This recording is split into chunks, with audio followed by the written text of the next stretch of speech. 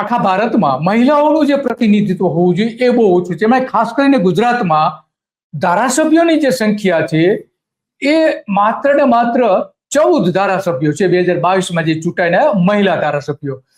6-7% આસપાસ રહે છે અને એમાં જે 2017માં ચૂંટાયા એમાં 6.5 એટલે 6.5% હતા.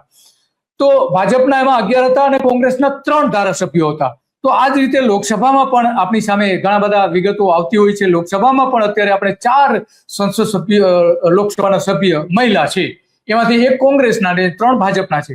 તો આ કેમ પ્રભુત્વ ઓછું મળે છે એ અંગેની આપણે વાત કરવી છે કે મહિલાઓને રાજકારણમાં અન્યાય શા માટે થઈ રહ્યો છે. શા માટે કાયદાઓ 2008માં સંસદમાં રજૂ થઈ ગયો હતો, ખરડો રજૂ થઈ ગયો હતો, એને કેમ આજ સુધી એને મંજૂર નથી કરવામાં આવ્યો. તો શું અત્યારની જે સરકાર છે એ મહિલા વિરોધી છે? કેન્દ્ર સરકાર, નરેન્દ્ર મોદીની સરકાર? તો સવાલ એ આવીને ઉભો રહે છે અને એટલા માટે આજે આપણે ચર્ચા કરવી છે. અને ચર્ચા આપણી સાથે જોડાઈ ગયા છે જ્યોત્સનાબેન આહિર, કે જે આપને સમજાવશે કે મહિલાઓનું ખરેખર રાજકારણમાં શું મહત્વ છે અને શું કરવાની જરૂર છે. અને એ આપણે જાણીએ છીએ કે જ્યોત્સનાબેન સોશિયલ મીડિયાથી લઈને ઘણા બધા એમના પોતાના વિડીયોઝ લોકો બહુ પસંદ કરે છે અને લોક જાગૃતિ માટે સારું એવું કામ કરે છે. અને એમની પાસેથી પણ આપણે જાણીશું કે અત્યારે ગુજરાતમાં મહિલાઓનું રાજકારણમાં કેવું મહત્વ છે, શું હોવું જોઈએ અને ખરેખર સરકારે શું કરવું જોઈએ એ આપણે વાત કરશે. જ્યોત્સનાબેન, તમારું સ્વાગત છે ધ ગુજરાત રિપોર્ટમાં. થેન્ક યુ દિલીપ સર, અને ધ ગુજરાત રિપોર્ટના તમામ દર્શકોને પણ નમસ્કાર. આજે આપણે વાત કરીશું રાજકારણમાં મહિલાઓની પરિસ્થિતિ વિશે. તો ઓલમોસ્ટ આંકડાકીય માહિતી તો તમે આપી જ ચૂક્યા છો કે કેટલા MP MLA હાલ છે, અને એમાં માંડ જે પ્રમાણે આપણે ટકાવારીમાં જોઈએ તો માંડ 9 થી 10% જેટલું મહિલાઓ દેખાય છે ત્યાં. અને ઓવરઓલ આપણે જોઈએ બધા રાજ્ય વાઇઝ તો એ 14% જેવું જાય છે, 14 થી 15% જેવું. અને એમાં ખાસ કરીને બંગાળ જેવા જે અપવાદરૂપ રાજ્યો છે જ્યાં સૌથી વધારે મહિલાઓ ચૂંટાઈને આવે છે, બંગાળ છે, પછી દિલ્હી સાઈડ છે, તો એ બધાને મળીને 14-15% જેવું જાય છે. બાકી તો એ 9-10% જ અટકી જાય છે. અને એમાં પણ તમે જુઓ, તમે ડેટા કાઢો, જેટલી પણ મહિલાઓ સંસદમાં કે વિધાનસભામાં છે એનું બેકગ્રાઉન્ડ ચેક કરો તો તમને ખબર પડશે યા તો એ કોઈ મોટા રાજનૈતિક વ્યક્તિની પત્ની હશે, બહેન હશે યા દીકરી હશે. મતલબ કે ઓલરેડી રાજનૈતિક બેકગ્રાઉન્ડ હશે એ જ મહિલામાં આવશે. મતલબ એક કહેવાય ને કે ઝીરોમાંથી જેનું કોઈ બેકગ્રાઉન્ડ જ નથી પોલિટિકલ, એ મહિલા માટે આજે પણ રાજનીતિમાં આવવું એ લોઢાના ચણા ચાવવા જેવું છે. એ ના આવી શકે, ને આવે તો ટકી ના શકે. ખૂબ કપરા ચઢાણ છે. અને બીજું, જે મહિલાઓ છે પણ જેમ મેં કહ્યું કે જે ઓલરેડી કોઈના પતિ, કોઈના ભાઈ, કોઈના પિતા રાજકારણમાં છે, એ મહિલાઓ આવે છે તો એ પણ રબર સ્ટેમ્પ જેવી દેખાય છે. તમે જુઓ, આપણે ત્યાં એક ટર્મ યુઝ થાય છે સરપંચ પતિ. આપણે સંવિધાનમાં આવો કોઈ શબ્દ નથી, પણ આપણે લોકમુખે કે વ્યવહારિક રીતે આપણે સરપંચ પતિ શબ્દ યુઝ કરીએ. એટલે કે સરપંચ હોય ગામની, પણ વહીવટ બધા એના હસબન્ડ કરતા હોય. એ તો પોતે નાસ્તા બનાવતી હોય, ચા બનાવતી હોય અને સાઈન કરવા માટે આવી જાય. તો આ જે વસ્તુ છે એ આપણે જોવી પડશે કે, અને આમાં થાય છે કેવું કે જ્યાં જે સીટ અનામતમાં જતી રહે, અથવા તો જે ભાઈ ઓલરેડી ચૂંટણી લડતા હોય પુરુષ, એની ઉપર કોઈ એવો ફોજદારી કેસ દાખલ થઈ જાય કે પોતે ચૂંટણી ના લડી શકે યા તો એવા કોઈ કાંડ કરી નાખે, તો ત્યાં પછી પોતાની પત્નીને, પોતાની દીકરીને કે બેનને આગળ કરીને પોતે પછી પાછલે બારણે વહીવટ કરતા હોય છે. તો જે મહિલાઓ ઓલરેડી રાજકારણમાં છે ને એમાંથી પણ 70% તો આવી પરિસ્થિતિમાં છે. એટલે સ્વતંત્ર રીતે મહિલાનું રાજકારણમાં પ્રતિનિધિત્વ છે કે એ સ્વતંત્ર રીતે નિર્ણાયક ભૂમિકામાં છે, એ પણ એક બહુ મોટો ક્વેશ્ચન માર્ક છે. આપણે ફક્ત એવું જોઈએ કે ઓકે મહિલા ચૂંટાઈ ગઈ, મહિલા ઉમેદવાર છે, પણ ખરેખર એ છે કે એની પાછળ એ ઘરનો પુરુષ છે, એ બી જોવું રહ્યું. અને મહિલાઓ રાજકારણમાં નથી એની પાછળ ઘણા બધા કારણો છે. હું તમને એક એક કરીને એના કારણો જણાવું તો સૌથી મોટું તો સાંસ્કૃતિક અને સામાજિક કારણ છે.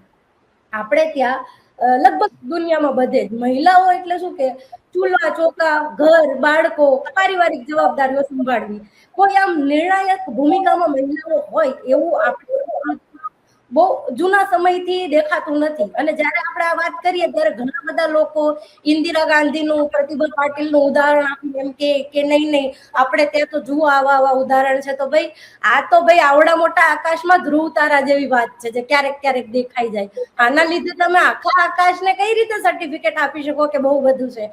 તો આવા અમુક અપવાદને ધ્યાને ના આપી શકાય. ઘણા લોકો એવું કહે છે કે આપણે તો દેશ આઝાદ થયો ને મહિલાઓને તરત વોટિંગનો અધિકાર આપી દીધો, બીજા દેશમાં તો આપ્યો બી નથી. ઓકે, આપી દીધો, સારી વાત છે, પણ ફક્ત નેતા પસંદ કરવાનો અધિકાર આપ્યો ને, નેતા બનવાનો અધિકાર લેવા માટે બીજા 27 વર્ષ સુધી રાહ જોવી પડી, એની તો વાત કરો. તો આ એક સાંસ્કૃતિક કારણ ખૂબ મોટું છે કે મહિલાઓને ઘરમાં જ રહેવું, રસોઈ જ સંભાળવી, બાળકોને સંભાળવા, એનાથી આ બધા કામમાં ના જવાય. એટલે એક માનસિકતા હજી સુધી છે. અને એવું નથી પુરુષોમાં, મહિલાઓમાં પણ છે. એટલે આ પિતૃસત્તાક માનસિકતા ક્યાંક ને ક્યાંક આડી આવે છે, નો ડાઉટ. અને બીજા મનોવૈજ્ઞાનિક કારણો છે, જેમ કે મહિલાઓને કે ઘરની બાળકીઓને બાળપણથી એડજસ્ટમેન્ટ કરવાનું શીખવાડવામાં આવે કે તારે તો ગમે તે એડજસ્ટમેન્ટ કરવાનું છે, ગમે એ રીતે, ગમે એવી પરિસ્થિતિમાં. અને પુરુષોને કેવું લીડર બનવાના ગુણ આપવામાં આવે, તું તો પુરુષ છે, મરદ છે, તારથી રોવાય, તારથી આમ થાય, મરદ માણસ છે, તારે આમ ના કરે. એટલે માનસિક રીતે એને એટલો બધો પરિપક્વ, એટલો બધો કઠોર, એટલો કહેવાય ને તૈયાર કરવામાં આવે, નાનપણથી જ રીતે પેલી માનસિક રીતે કમજોર કે બિચારી બાપની અબળા તરીકે રાખવામાં આવે છે. જો કે હાલ પરિસ્થિતિ બદલી રહી છે, પણ એનું પરિણામ આપણને આવનારા 20-25 વર્ષ બાદ જોવા મળશે. આપણે હાલની પરિસ્થિતિની વાત કરી રહ્યા છીએ. બીજું, અત્યારની જે સ્ત્રીઓ છે, હું મારી જેન ઝી કે મિલેનિયલ પેઢીની વાત કરું તો એ સ્ત્રીઓમાં પણ તમે જુઓ, છોકરીઓમાં મોટા ભાગની પપ્પાની પરીઓ છે. રાજકારણમાં પપ્પાની પરી ના ચાલે, ત્યાં ઇન્દિરા ગાંધી જ થવું પડે તો જ તમે નિર્ણય લઈ શકો. તો એ પ્રકારનું કહેવાય ને ઉછેર, એ પ્રકારના મહિલાઓને સંસ્કાર કે એ પ્રકારની તાલીમ ઘરમાંથી પણ આપવામાં આવતી નથી, સ્કૂલોમાં પણ આપવામાં આવતી નથી. એટલે મનોવૈજ્ઞાનિક, સાંસ્કૃતિક, સામાજિક કારણો છે. અને એ સિવાય સૌથી મોટું જે કારણ છે એ છે રાજનૈતિક ભ્રષ્ટતા અને ભદ્રતાનો સવાલ છે.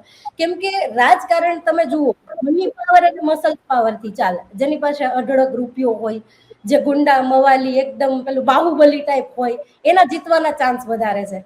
ગુજરાતમાં તમે જુઓ, આપણે ત્યાં જે મોટા મોટા કહેવાતા ડોન હતા એ જેલમાં રહીને 5-5 જગ્યાએ ચૂંટાઈ આવતા.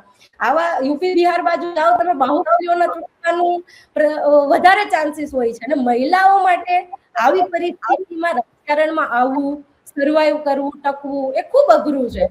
અને તમે ખુદ વિચારો કે કોઈ પણ એક એજ્યુકેટેડ, થોડી સારા બેકગ્રાઉન્ડ, સારી એવી મહિલા હોય જેને ઈચ્છા હોય પણ ખરી કે આપણે રાજકારણમાં આવીએ, આપણે કંઈક બદલાવ લાવીએ, પણ જ્યારે આ માહોલ જોવે, જાહેરમાં ગાળાગાળી, આવા અપરાધીઓ જ્યાં વિધાનસભામાં, લોકસભામાં બેસતા એમની વચ્ચે જવું, એટલે એમની માટે પણ એક અપરું છે, રાઈટ? એટલે એ જે ભ્રષ્ટતા છે કે અભદ્રતા છે, એ પણ ક્યાંક ને ક્યાંક મહિલાઓને સક્રિય રાજકારણમાં આવતા રોકે છે. તો આ બધા કારણો છે જે મહિલાઓને રાજકારણમાં આવતા રોકે છે. પણ ભારત સિવાયની તમને હું પરિસ્થિતિની વાત કરું તો રવાંડા જે દેશ છે સાહેબ, રવાંડામાં 50%થી વધારે મહિલાઓનું પ્રતિનિધિત્વ છે. અને સ્કેન્ડિનેવિયન કન્ટ્રી જે છે, આપણે ન્યુઝીલેન્ડ, આઇસલેન્ડ જેવી સ્કેન્ડિનેવિયન, એમાં તો મહિલાઓ મતલબ ખૂબ સારી નિર્ણાયક ભૂમિકામાં છે, જબરું પ્રતિનિધિત્વ છે એમનું.